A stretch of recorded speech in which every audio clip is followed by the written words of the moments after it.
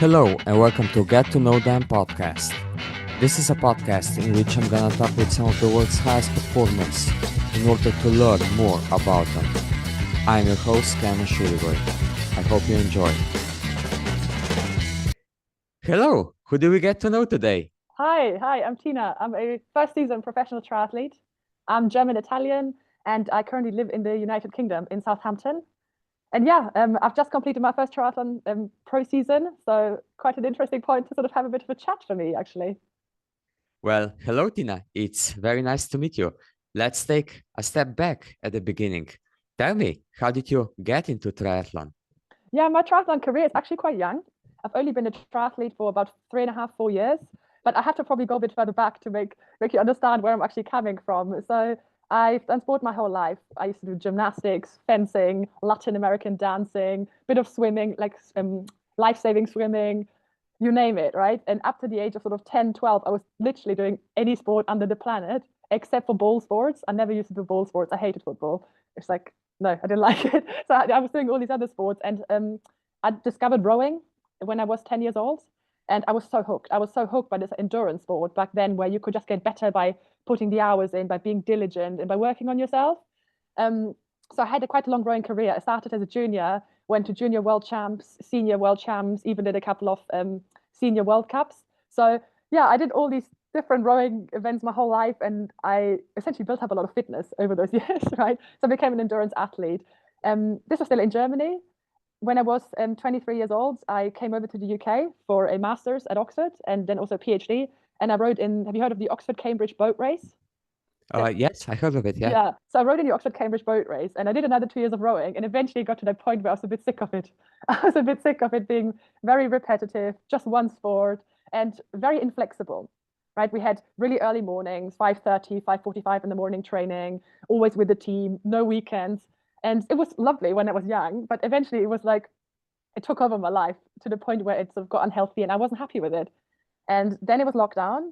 And during lockdown, well, I sort of gave up rowing. It was a natural end. And you started using my road bike again. I had a road bike still from Germany. We use it for cross training, right? So I'd always been cycling. And I was like, yeah, might start doing a bit of cycling again. And then I was like, well, actually, I could also do some running. Well, actually, triathlon is only one step away. So during my PhD at Oxford, there was a triathlon club, so a student-led club, great people, fun community. So I joined those guys. Initially, it was sort of the late phase of lockdown. We could only meet in small groups for running or only groups of two for cycling, you know. And then the world sort of slowly opened up again, and I was starting to do some triathlon races with my team from Oxford. So we had like the Oxford Cambridge triathlon, and that was my first ever triathlon. It's sprint distance, which I managed to win. So everyone was quite surprised. So was I, but I was just so enthusiastic for the sport. And then, yeah, things happened quite quickly. I started doing some age group racing. I did a lot of British University Championships. They're sort of the highest level of the university sport you can do in the UK, so sprint distance and Olympic distance. I did those. And I got on the podium quite a lot of times at those races. I was like, oh, maybe I have a second sporting career here. And yeah, I started working with my coach at that time. I was still a student and I reached out to him and he took me on a bit of a sponsorship kind of deal, which was amazing. And then, well, we were working together for 1 or 2 years trying to get to the age group international championships, you know. And actually, so we went to the Munich age group, what was the European champs a couple of years ago. I sort of came third, but sort of started to think about long distance and sort of middle distance because I was like, I've got like 15 years of training in my body, of endurance training. Maybe I should put that to good use. And then, yeah, I did my first middle distance race actually only last year, in June last year, and yeah, managed to win it in 4:27 on my debut. And that was a bit of a sign that maybe that's the kind of direction I should go down. Yeah, and then did a couple of races here in the UK circuit.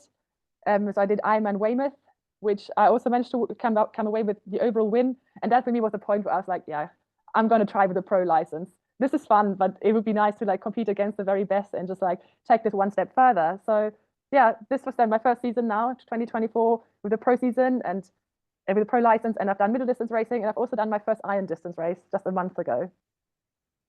That's such an interesting story, and I have so many questions. But I would like to return to the beginnings of your triathlon career, if I would call it that. Mm-hmm. And I'm wondering, what made you so enthusiastic about triathlon? Yeah. Oh, so many things. I just love it so much. I mean, I think the fact that you have just so many different sports and this is so cliche, but it's so easy to do them and not get injured and just like feel like a very well-rounded, happy and healthy athlete. Like in rowing, I always had back issues and I had little niggles, and it was always the same movement. And just with triathlon, like even if you have a little niggle or an injury, that's fine. You just stop that sport for a few weeks, do the others, get better at swimming. So I've had my phases of having like calf injuries and not running, and then just really putting the hours in the pool. And I think it's just such a great lifestyle sport going forwards. Like there's just not that risk of injury because I guess with the lower impact swimming and cycling, it can be really sustainable in the long term. Like it's a sport I want to do forever, even if at some point I'm like an 80-year-old lady, sort of doing my age group and finishing a sprint try in 3 hours. I don't care. Like that's what I really, really like. And then just like I think the community of it. Um, I think at least the communities I've been part of have been amazing. Very welcoming, very inclusive, helping each other, and really trying to get everyone on board. Especially here in Southampton where I train, it's really an all sorts triathlon sport. So triathlon club. So we have anyone from like 14, 15-year-old juniors all the way through a 78-year-old lovely gentleman who comes swimming every Saturday. And it's just like it's very multi-generational. Rowing really didn't used to be like that. You just rowed against people your age, really. And I think that brings a lot of perspective. And then, yeah, last but not least, I think it's a sport that you can really nicely integrate into your life. Like it's flexible, you know, I can take my sport on holiday. I can take my sport to have an adventure. I can go like trail running in the mountains or climb some of the coolest climbs in Europe on my bike. And that's just such a freedom and such a wonderful part of it. Yeah, that's very nice, very lovely.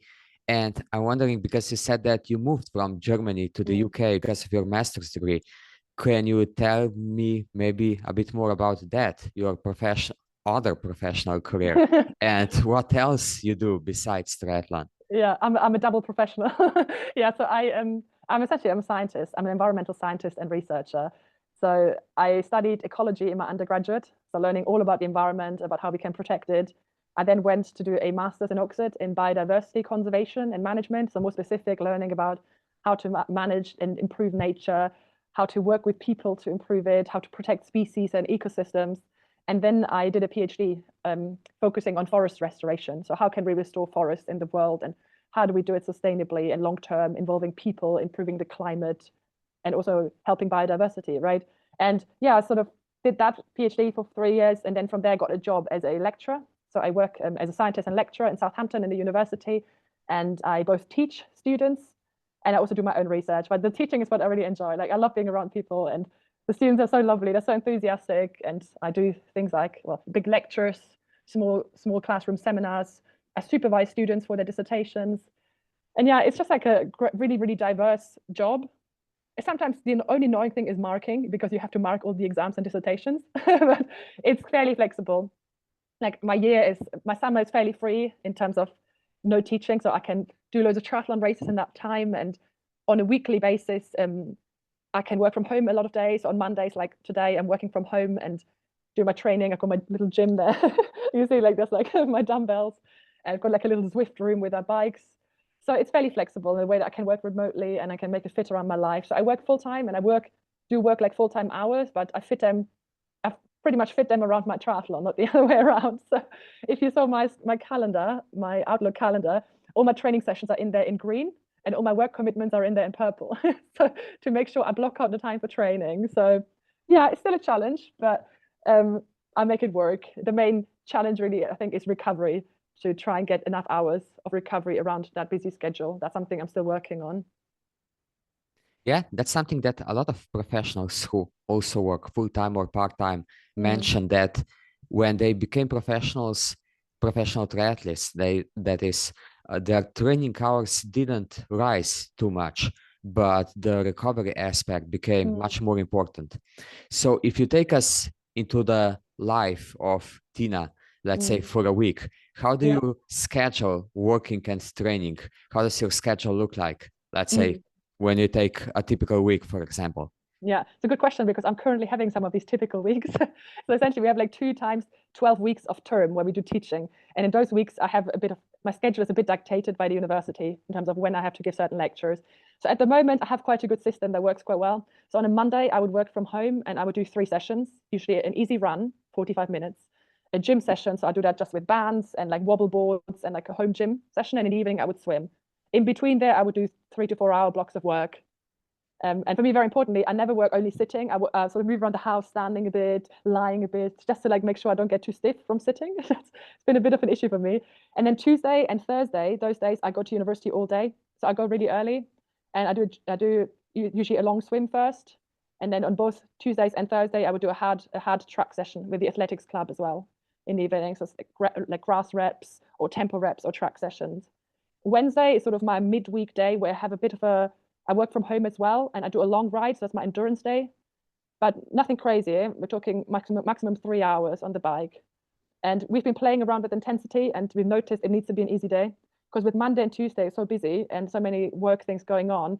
I just mentally and physically cannot absorb a big load on Wednesday. So it'd be an easy long morning on the bike, followed by an afternoon working from home. Yeah, then Thursday, have another busy day, gym, swim, run, usually.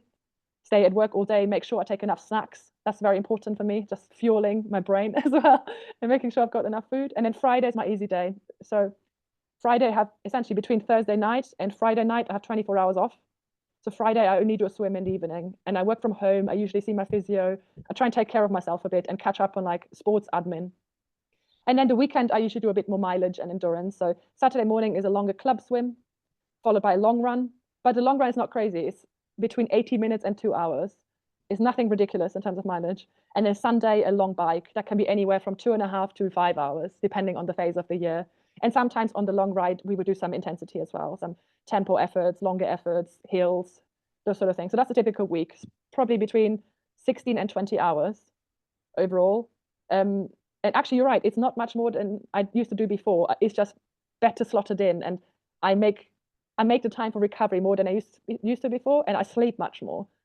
I managed to never, when I was a student, I used to wake up at like 5 a.m. to go to 6 a.m. swim and those sort of things, and I don't do that at all. So now I try and actually sleep between 10 and 7:30 to try and get nearly 9 hours of sleep. And if I do that, then I can do my whole day without crashing and actually without getting ill. Yeah, really sleep is sort of what glues my week together. That's what I've found over the last year. Yeah, that's very nice. And it seems that you're very organized, very disciplined, Yeah. and you make it all work. I mean, when I was listening to you, you make it sound so easy and so simple. No, there's a few iterations of this having gone wrong as well. Give you an example. One of the big stresses actually in my life from a logistical point of view is racing, just because it's so many days away, right? So many days where I cannot have my routine. I function very well when I have a routine, but planning racing is quite difficult with a full-time job, I find. And often you want to do races, maybe the main races you want to do are actually in a phase of life where you can't do them work-wise. And then this year, the first half of the season, I've really been overscheduling. I've been scheduling races. My first pro race was in a way too busy period, but I hadn't understood my job properly yet. And yeah, the weekly routine works really well. I think just like the unexpected things are harder to sort of deal with because you just can't make that 1 week of time where you do nothing. I mean, to some extent, I schedule my big racing around holidays, or especially in the summer block where we only do research. There's no teaching between July and September. So those 3 months are perfect. I can go to Europe, I can go wherever I want, I can do big racing. This summer I did like a 3 week back-to-back racing trip where I did Ironman Zell am See, my first Pro Series race, the German National League the week after, and then I did Almere, the long distance European champs. All in 3 weeks I did 3 races. Actually, it worked really well because it was in the summer block where I had some time, I had some headspace.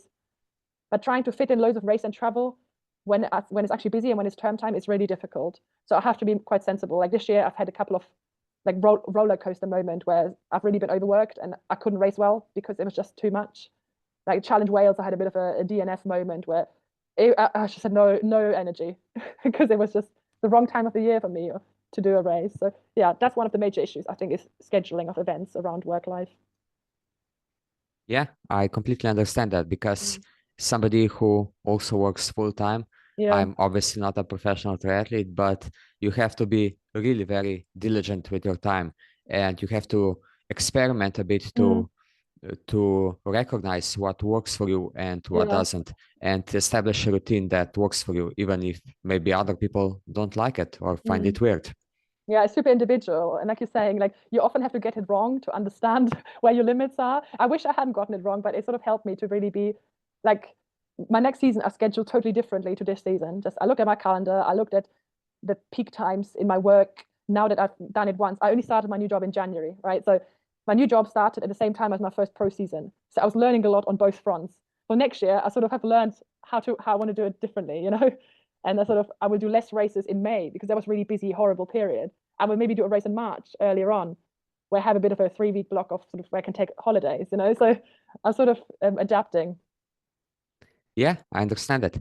And my next question was going to be, what made you decide to go pro? Was it a difficult decision for you? You mentioned something beforehand about all the wins that you had that you simply wanted to take a step further. But was it a difficult decision?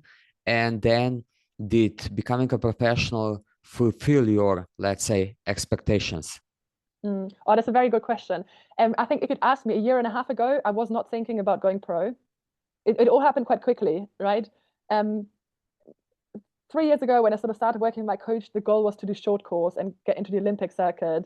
But then my swimming maybe wasn't good enough. But then my swimming really improved. And then I started doing 70.3. And you're right, like there's definitely some signs that showed me I can get better at this if I do it more, if I put more focus towards it.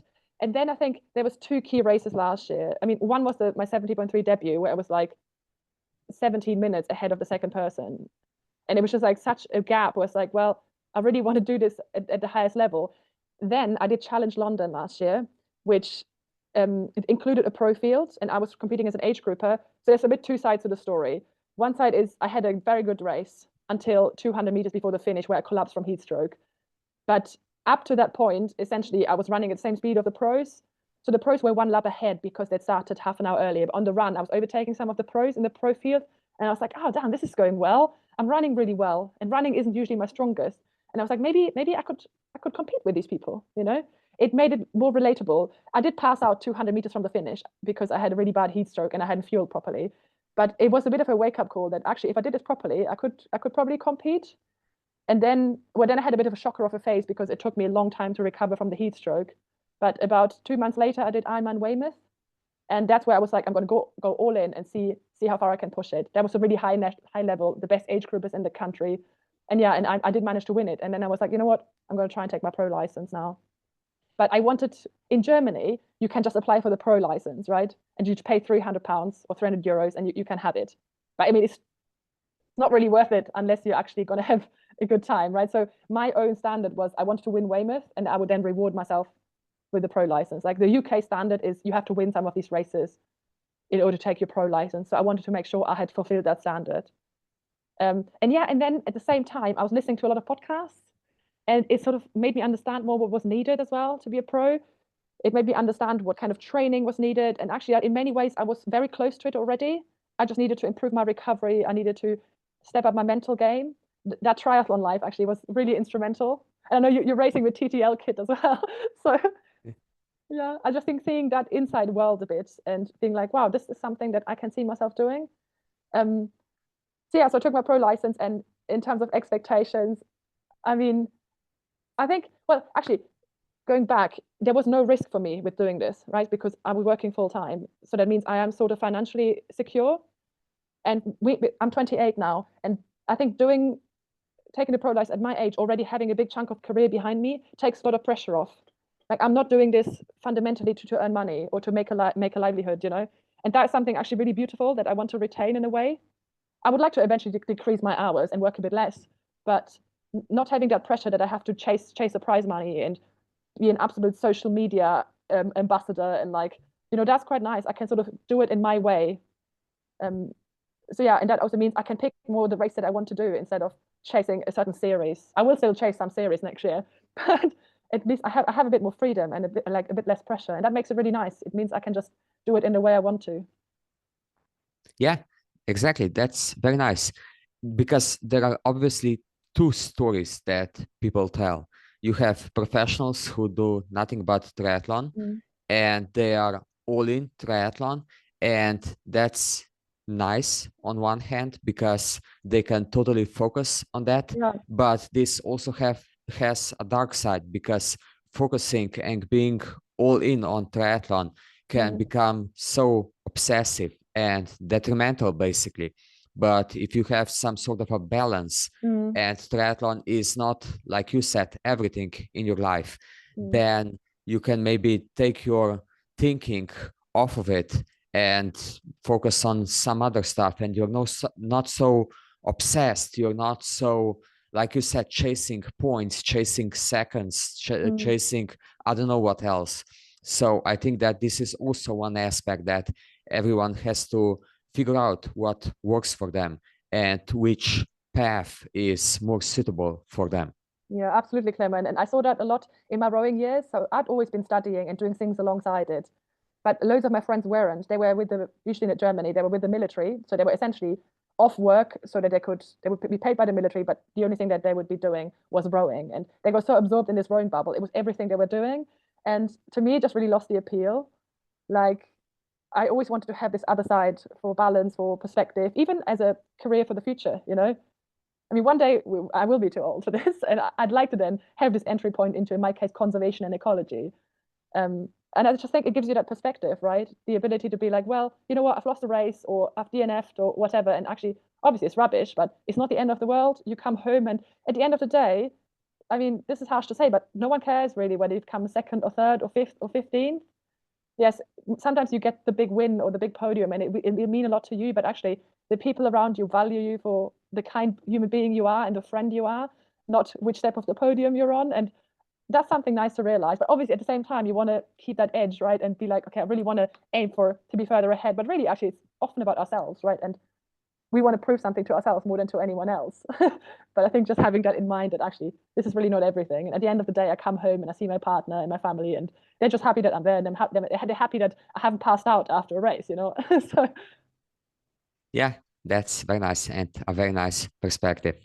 And if I return back to something that you said before, you said that you're going to schedule your next season completely differently and that you already have some goals for it.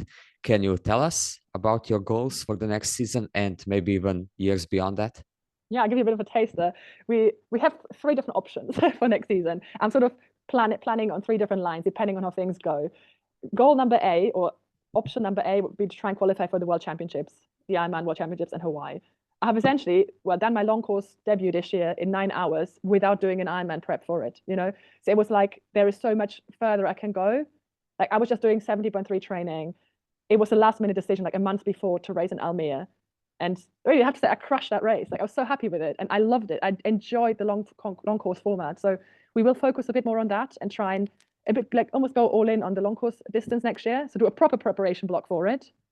And yeah, I think I'll start with some of the Pro Series long course, like Ironman distance races, to see whether I can qualify. If not, I have a bunch of other non-Pro Series Ironman options that would be good qualifying races. So I'll target some of those. And yeah, if things go to plan, it'd be wonderful to go to Hawaii and race there. If not, that's fine. I've learned something else, and I'll try and get some more Pro Series points. And then I always try and do some local racing as well. Like, one of my best friends, Kelly, who I host a podcast with, she's a local event organizer. So I always try and do some of her events as like sort of training weekends, and yeah, try and have that mixture of really big international races and small scale sort of grassroots events. So yeah, that's a plan. And yeah, long term, I mean, I sort of take it a bit year to year to sort of see where I really stand and what I should be able to expect. I like having a bit of a long-term vision, but really, I think I'm quite realistic. I need to sort of household with my energy and sort of trying to see year to year what's possible. I mean, a few years ago, I would have said, yes, I want to go to like the Olympics or the World Championships. And now I sort of try and see the way there more than the actual end goal. So one day it would be nice to line up in Nice and make it onto the podium, or in Hawaii, you know. But for now, I'm like, okay, well, we need to get there first, you know. It's probably, we talk with my coach, that's more like a 5-year plan. And I really actually only look at 1 year at a time. Maybe he's looking long term. But I think he was also surprised this year that I just whipped out that 9-hour long distance debut. We weren't thinking that I was there yet. So it sort of changed next season. This year, we were just focusing on 70.3, right? With that new bit of knowledge, we're like, well, no, I think we can actually do iron distance racing sustainably because I have this long sporting career behind me already. Yeah, that's awesome. And I think that this is a great way of thinking, because if nothing else, you never know what can happen. Let's say even next month or in 2 months, you never know. Maybe you get injured and that can derail all your plans. And if you plan too much ahead and in too much detail, then you can just waste so much time and so much energy for something that is going to change in the future. But I obviously wish you good luck with qualifying for Kona. I guessing that you were watching men's race yesterday or 2 days ago and were imagining yourself flying through the lava fields and crushing your opponents, right? I mean, honestly, me watching it was the worst mistake of my weekend because my sleep schedule was all over the place. I was so tired yesterday because I woke up in the middle of the night to check again who had won. Yeah, no, I thought it was a really just like such an interesting race. Like none of the people that were hyped up in advance really made it onto the podium except for Patrick. But Patrick was a bit under the radar. The whole chat was about Christian and Sam and Magnus and like. But also, I think what really struck me, it was such an arms race. Just seeing all those double, triple bottle stacks on the bike. I'd never seen that before. I didn't even know that was allowed. Um, so it's definitely a very different kind of race in terms of the material and the investment that I think goes into it. So yeah, it's a bit scary in a way. I think especially with me having had a heat stroke before, heat training will be a very big consideration for next year and something that I really need to seek out some partnerships for. And like, yeah, you can't just rock up. Like you saw what happened to so many of them, whether it's heat or fuel or it's so difficult to have, it's so easy to have a bad day in Kona. I think it's such the exception when things go to plan almost. Yeah, exactly. And we also have to know that these are the best of the best, and Mm, they are focusing on every single minor yeah. detail, and they have it all figured out. And then they come on the bike and start puking all Yeah. around in the It's, first 10 it's kilometers. crazy. So, yeah, Yeah. really crazy.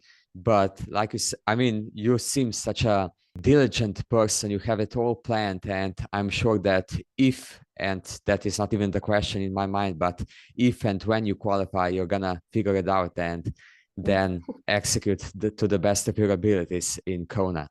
Hopefully. If we take a look at your career so far, what would you say has, in your opinion, been your biggest success so far? I think it was the long course European Championship in Almere a couple of months ago. The race that was never meant to happen for me this year, the race that we decided last minute to try it out because it fit well with my holiday almost. Yeah, I think it's the race that was a culmination of many years of sort of mental training and experience.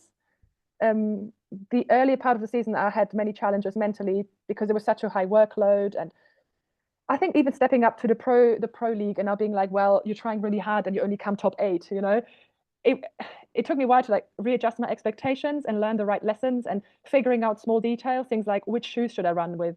I had mega problems when I was racing in the heat that my old trainers actually they were fine in the UK when it was cold, but when it was hot, my feet would swell and I would get massive blisters. So there's little things that I figured out race by race this year. And only in Almere at the long course European champs could I put all these things together. And it was pretty much a perfect race. I mean, given that I had no experience in long course racing, you always hear about people talking about, oh, you're going to blow so hard after 20K into the marathon.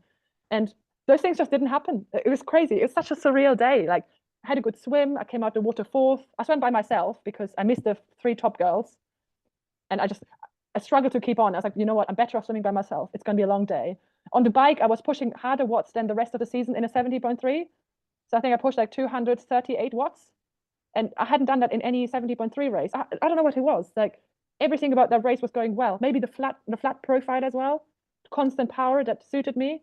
I was fueling well. I was taking like 100 grams of carbs an hour, never skipping my fueling, whether I fancied it or not. And on the run, I set off a bit quicker than my coach. My coach wanted me to sort of just complete and have a good time. And I was running with Magda Nierwood from South Africa. And I was like, this is good. I think this feels sustainable. I'm going to try and running with her.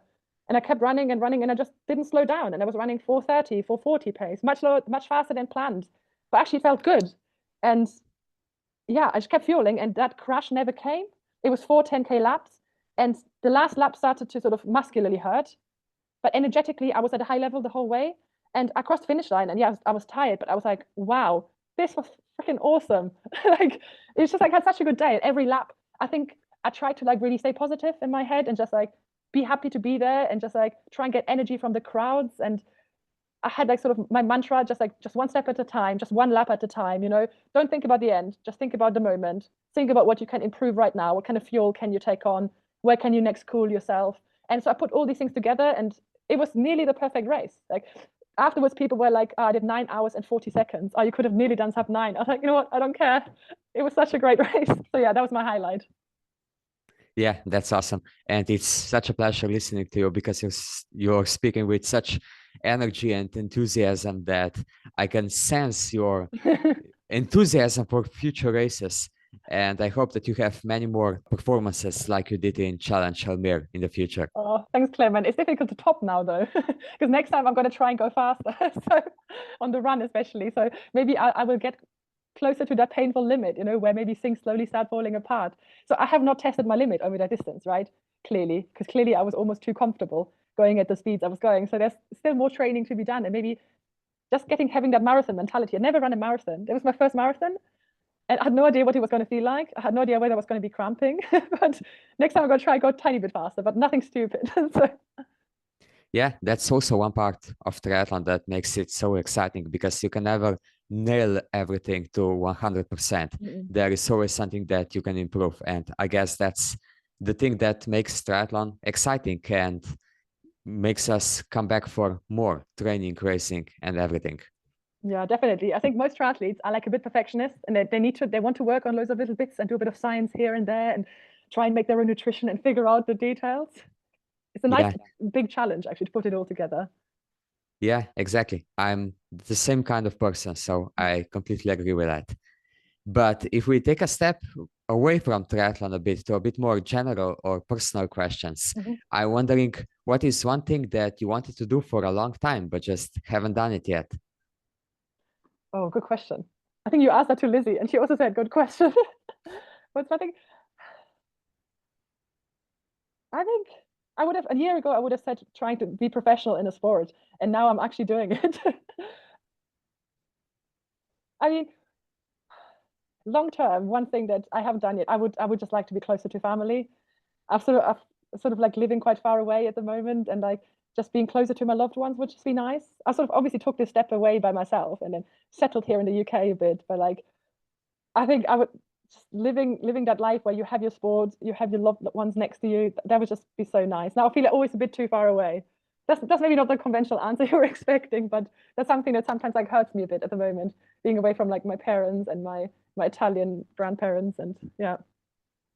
No, that's a nice answer. I'm not expecting anything, basically. I'm just wondering what makes people feel, let's say, happy or Mm, sad or excited. And there is something for each person. Everyone's different and everyone has different answers. And I think that is nice and that is what makes us interesting. mm. Now I'm wondering, outside of triathlon and your profession, which things do you like to enjoy the most? Or how do you just wind off, relax? Mm. Okay, so the things that I really enjoy, they don't make me wind down. They do exactly the opposite. So I'm a very keen gardener. So I have like an allotment. So I grow my own vegetables, which is really fun. It's also really frustrating sometimes. So because I have so many problems with slugs and snails. So I have all the pests eating my vegetables. But it's just really nice for me, especially as an ecologist, to be outside, do something practical with the soil, grow some of my own food. So that's something that I really enjoyed, but I will actually give it up next year because it was too much and it's too backbreaking. After like a long training day, you go out and you do some digging. It wasn't very conducive. It's one of the compromises that I'll make, that no more gardening next year. Because I had like quite a big garden, I was like 20, 30 meters long, 5 meters wide. Like it's a huge area to cultivate. So that was one of my hobbies. That's a future hobby that I keep for my more relaxed triathlon years. And then I'm a very keen sort of cook. I do a lot of baking. I do loads of plant-based cooking. So I don't eat meat. I eat very limited animal products, and I just like getting creative in the kitchen. Like yesterday night, I had some of my friends from the Tri Club over for a curry night and made like 6, 7 different curries. And yeah, just it's such a great way. Like I think cooking is such a beneficial hobby because like it also means you're putting good stuff in your body. And if you enjoy fueling, I know loads of people, it's like a bit of a pain. It's, oh, I have to eat again. And I'm like, oh, great, I have to eat again. What delicious thing can I put into my body? So that's something I'll always do. Okay, that's nice. And related to food, if you could only eat one meal for the rest of your life, which one would it be? It'd be curry.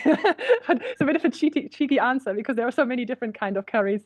There is one specific curry, and it's so funny because we actually went to this curry restaurant in Southampton. So Indian food is very big in the UK, right?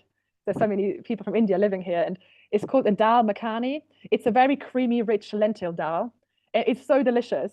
They already know me there and they always know what I want to order. So last time we went there with the club as like a little social activity with 20 people. And afterwards I was chatting with the owner and we're going to say they're doing a Dal Makhani sponsorship if I put their logo on my kit next year. So that's my favorite dish. It's so delicious. Yeah, I can imagine that. And that also wouldn't be a bad sponsor to have, I think, No, especially if you enjoy it so much. especially they're called bay leaf. So the logo is a leaf, you know, and my kit is all green and forest anyway. So it would fit really well. So I am actually next week or so, I'm going to try and hit them up and be like, hey guys, do you remember the girl who wanted Makani more than anything else? And try and like, yeah, make this happen. That'd be awesome and sounds like a perfect fit. So, what is your guilty pleasure? A guilty pleasure. I don't think I'm a very guilty person. I don't think I have many guilty pleasures. Um, a guilty pleasure. I don't know when people say like chocolate and those sort of things, but I think they're important pleasures as a triathlete. So yeah, I cannot give you an answer to that, to be honest. No, No? no, no guilty pleasures. They're all real pleasures. Yeah, that's also nice. That's also a nice answer. And which music do you enjoy the most? Oh, I really love sort of yeah country and surf music. Sort of a bit of indie pop, classic. Like one of my favorite artists is Jack Johnson. Sort of really chilled out guitar vibes on the beach. I listen to music to wind down, not to wind up. Like I've never listened to music before a race. When I'm on the turbo, or maybe I'm doing some hard reps, I listen to some sort of more like Berlin techno music, that sort of stuff. But most of the time, I listen to podcasts or I listen to really nice, relaxed music, like with ukuleles and like just sort of nice, wholesome tunes, I would say. So, I can imagine you doing a VO2 Max session with ukuleles and I don't know what else singing in the background. Yeah, exactly. Or listening to your podcast now in the back of Yeah, the Music Max session. but how do you get fired up for the race? Do you have a special quote, mantra, way of thinking that gets you fired up before the Mm. race or even the difficult training? Yeah, it evolves a bit depending on what phase of my life I'm in, and like I think my mantras have definitely changed over the years. I think what I do most now is do a lot of chunking in my sessions, in my races. I never think about the end. I only think about the present, and like my mantra is always one step at a time.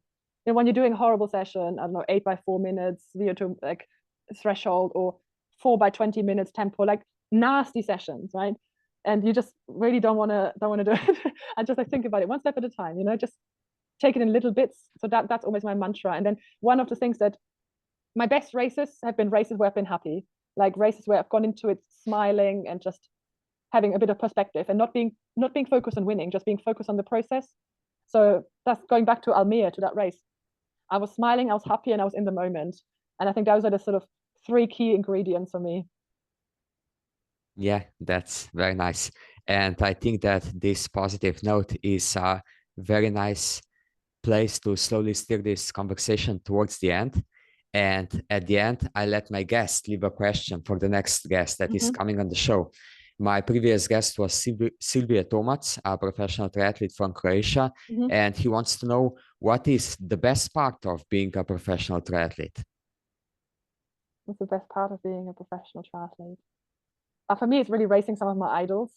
Like my first ever race in Ironman 70.3 Kraichgau in Germany, I raced Laura Philipp and Jess Lehrmann, and those are some of my triathlon idols. Like Laura Philipp is just such a wholesome, holistic person, you know, and just like actually I was towing her on my feet, so towing Laura Philipp around the lake, and then also just like seeing them on the run laps and then at the podium ceremony at the end was just so lovely, and just like to be with those people and like in the same race, I think that's really, really wonderful. Yeah, I can only imagine that, especially now that Laura became a world champion. That Yeah, must be really exciting. it's wonderful. Okay, so what is your question for the next guest on the show? I think we're going to go away from a performance centered question and I'm going to ask, what is your favorite recovery session? So I don't want to hear about the big workouts. I want to hear how do you do your recovery sessions? What kind of sports would you pick? What kind of performance session? Because I think everyone's very different. It'd be nice to hear what other pros, how they recover in their sessions. Yeah, I agree with that. And do you accept, let's say, lying on the couch in Normatec boots as a recovery session? Or do you have the proper session in mind. Oh, okay. No, your heart rate has to be somehow elevated. So, Ah, so I guess what kind of training session? It doesn't have to be swim, bike, run. Maybe some other people do something else. I don't know. yeah, We'll find out. we'll find out. But we're all gonna have to listen to the next podcast. Yes, it's on my podcast list now. That's very nice to hear. And it was also very nice talking to you, Tina. You seem really such a positive person, always smiling, always enthusiastic. And I'm wondering if people want to learn more about you, follow you, support you, where can people find you? Yeah, so I'm on Instagram as Tini Christmann. But if you put Tina Christmann, you'll find me there. I'm fairly active, but not hyperactive on Instagram. That's not my main sort of social media. I have a website as well, www.tinachristmann.com. And there I have like race reports, blog posts, more like long form content. That's sort of what I focus on most. And then I have a little podcast called Triathlon with Perspective, or Try with Perspective. It's on Spotify, and it's also linked to it on my website. And that's with one of my best friends, Kelly. And it's all about bringing healthy and fresh perspective into triathlon. Okay, that's awesome. And I'm going to make it very easy for all the listeners, and I'm going to put all the links into the show notes. So they're going to have no problem finding you. Thank you so much, But Clement. yeah, and thank you for coming on the show, for sharing your story. And I wish you all the best in the future, especially with qualifying for Kona next season. Thank you for all your thoughtful questions. That was really lovely.